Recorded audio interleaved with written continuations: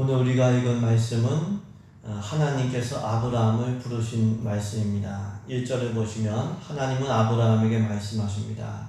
너는 너의 고향과 친척과 아버지의 집을 떠나 내가 네게 보여줄 땅으로 가라. 우리 1절 말씀을 한 번 더 읽습니다. 1절입니다.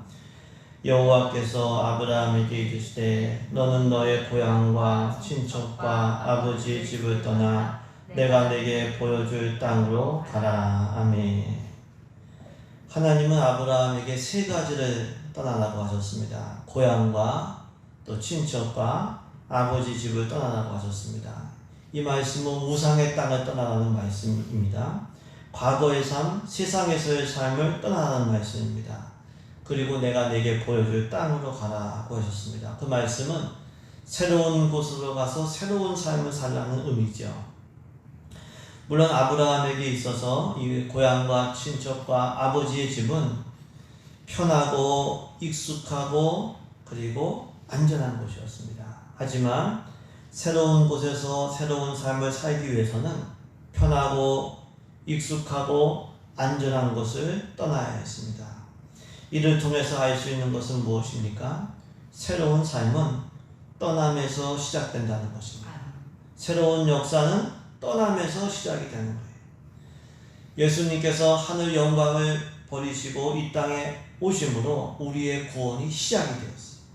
복음서를 보시면 예수님께서 제자들을 부르실 때 제자들이 배와 그물을 버리고 곧 떠났다. 그 즉시 떠났다. 이런 말씀이 나옵니다. 버리고 떠날 때부터 사람 낚는 어부로서의 새 삶이 시작이 되는 겁니다. 새로운 삶은 떠나면서 시작이 되는 거예요. 만약에 예수님께서 하늘 보좌를 떠나시지 않으셨다면 우리는 구원을 받을 수가 없는 거죠. 만약에 제자들이 부자 관원처럼 재물로 인하여 결단하지를 못했다면 사람 낚는 어부가 될 수 없었겠죠. 새로운 삶은 떠나면서 시작이 됩니다. 떠날 줄 아는 우리 되기를 소망합니다. 부족끼리 모여 살았던 이 고대에는 고향과 친척과 아버지의 집을 떠나는 것은 죽음을 각오하는 일이었습니다. 하지만 아브라함은 고향과 친척과 아버지의 집을 떠나야 약속의 땅 가나안으로 갈 수가 있었던 거죠. 익숙하고 편하고 안전한 것을 떠남으로 믿음의 조상이 되었습니다. 그렇기 때문에 떠날 줄 알아야 되는 거죠. 죄된 습관을 떠날 수 있어야 되는 거예요. 죄된 관계가 있다면 그것을 떠날 수가 있어야 되는 거예요. 하나님께서 우리를 복으로 사랑으로 부르실 때 떠날 줄 아는 우리 되기를 소망합니다. 하나님께서 감동 주실 때에 죄된 습관을 버릴 줄 아는 우리 되기를 소망합니다. 떠나려면 버릴 수 있어야 되는 거죠. 버리지 못하면 떠나지를 못하는 거예요. 예수님께서 하늘 보좌를 버리셨어요. 아브라함은 고향과 친척과 아버지 집을 버렸습니다. 예수님 제자들은 배와 그물을 버렸어요. 버리지 못하면 떠날 수가 없고 떠날 수 없으면 새로운 삶을 시작할 수가 없는 거죠. 마태복음 13장에 극히 값진 진주의 비유가 나오죠. 이 진주 상인이 극히 값진 진주 하나를 발견했어요. 자기 소유를 다 팔아서 그 진주 하나를 산 거예요. 천국을 발견한 우리는 그것을 얻기 위해서 모든 것을 정리하고 버릴 수가 있어요. 하나님을 얻기 위해서 모든 것을 정리하고 버릴 수 있는 사람이 하나님을 얻고 예수님을 얻고 천국을 얻는 거예요.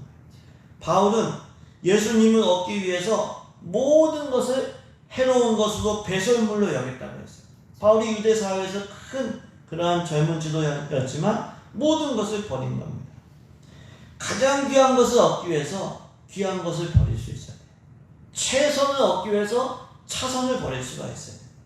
버릴 줄 알고 떠나는 우리 믿음 되기를 주님의 이름으로 축복합니다.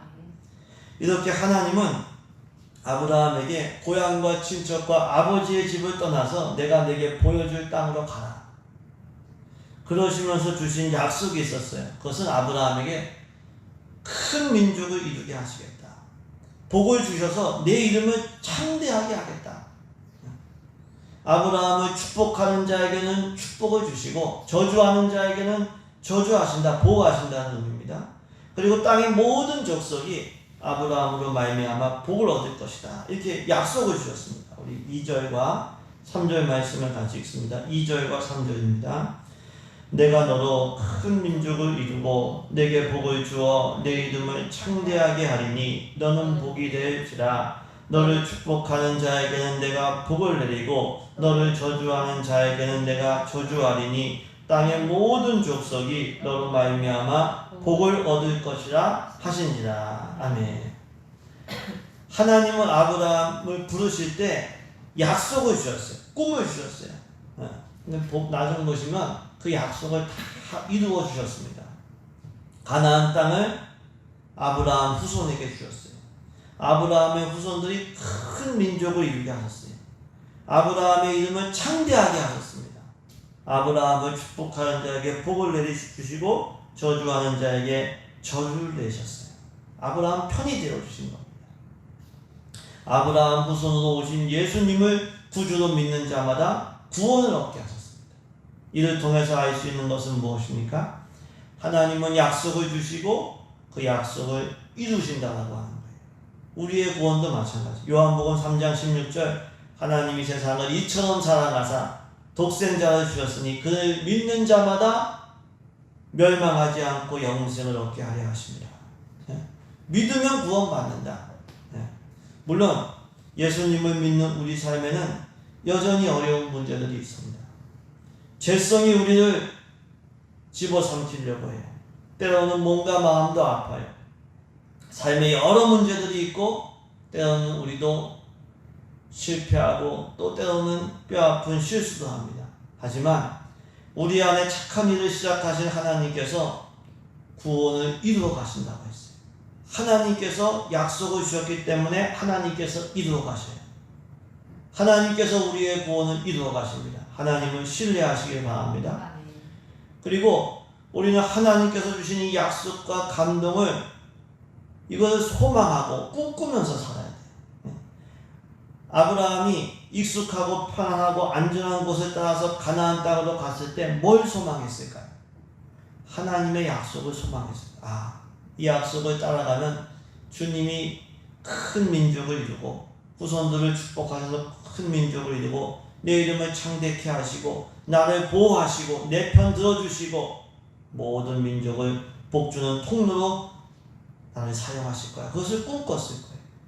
요셉이 노예와 죄수의 삶을 어떻게 이겨낼 수 있었을까요? 하나님께서 주신 꿈을 붙들었기 때문에.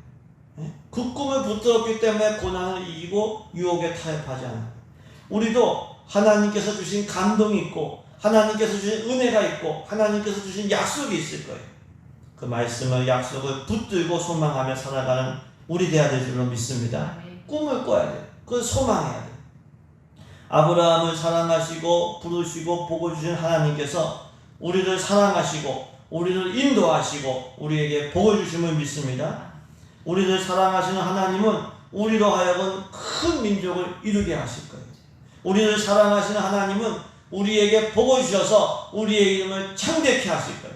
우리를 사랑하시는 하나님은 우리를 복의 통로로 만들어주시고 우리 편이 되어주셔서 우리를 저주하는 자에게 저주하시고 우리에게 축복하는 자에게 축복을 주심을 믿습니다.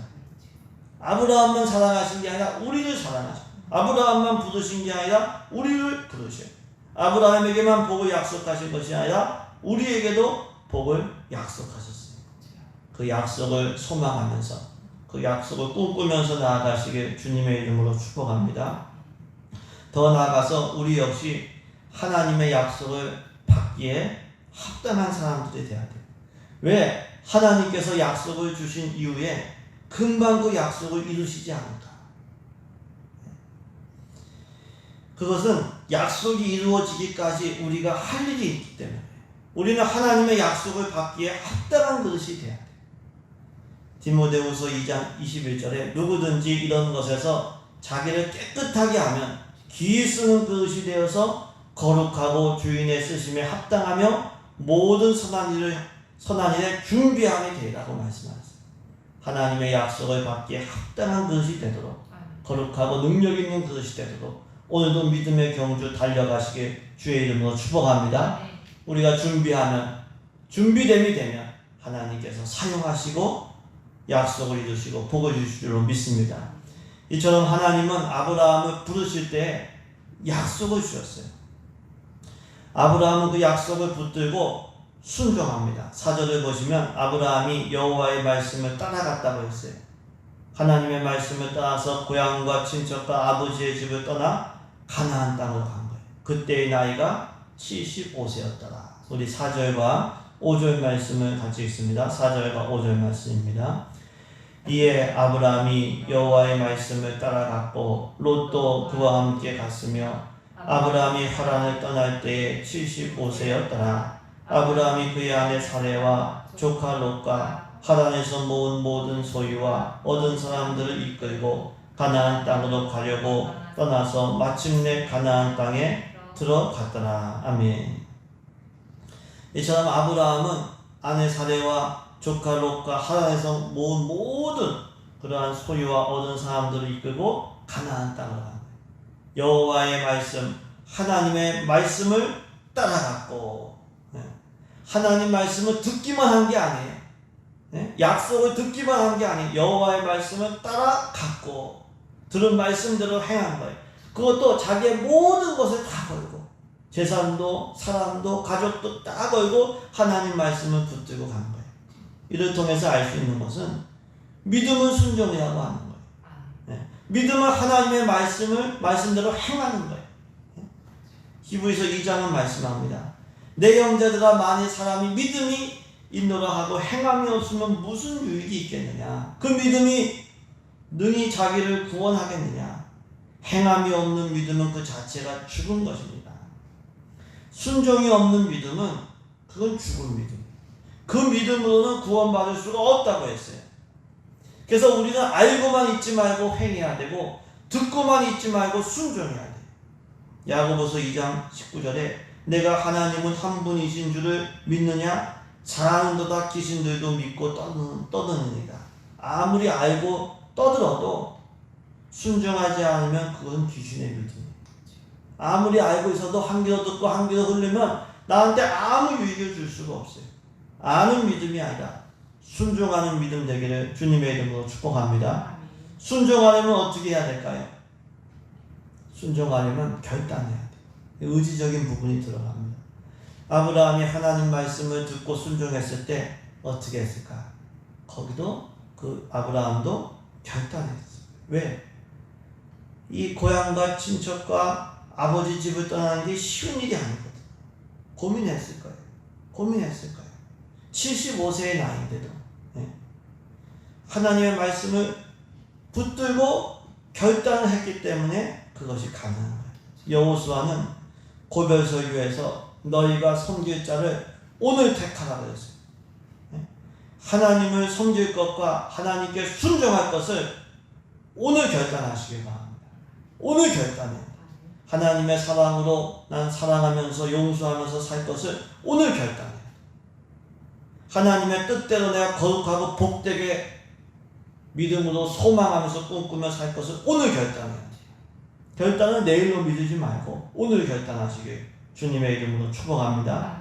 더 나아가서 순종하려면 성령의 감동 아래 살아야 돼요. 이 아브라함이 가나안 땅의 이스라엘의 삶을 보시면 가는 곳마다 제단을 쌓고 여호와의 이름을 불렀더라. 하나님의 이름을 부르며 예배하며 기도하며 살았어요. 성령의 감동을 받았겠죠. 성령의 감동 가운데 있어야 순종하기가 쉬운 거예요. 우리 힘만은 이게 순종하기가 쉽지가 않아요. 그래서 늘 예배를 정성을 다해서 드리고 기도할 때 찬송할 때 정성을 다해서 드리고 주님과 교제하고 성령의 감동과 도우심을 받을 때 순종하는 사람이 될 수 있어요. 그런 사람들 되시길 주의 이름으로 축복합니다. 이렇게 아브라함은 하나님의 말씀을 따라서 가나안 땅으로 간 거예요. 그런데 그 약속의 땅에 심한 기분이 들었다고 했어요. 흉년이 든 거예요. 약속의 땅을 버리고 아브라함의 선택은 애굽으로 내려가는 것이었습니다. 10절 말씀을 같이 읽습니다. 10절입니다. 그 땅에 기근이 들었으므로 아브라함이 애굽에 거주하려고 그리로 내려갔으니 이는 그 땅에 기근이 심하였습니다. 아멘.